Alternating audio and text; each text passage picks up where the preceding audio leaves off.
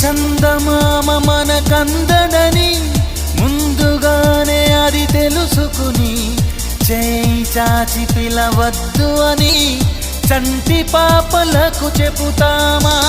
లేనిపోని కలలెందుకని మేలుకుంటే అవి రావు అని జన్మలోని నిదరోకు అని కంటి పాపలకు చెబుతామా? కలలన్నవి కలలని నమ్మనని అవి కలవని పిలవకు కలవమని మది నీటుతున్న మధురానుభూతి మననడిగి చేరుతుంది.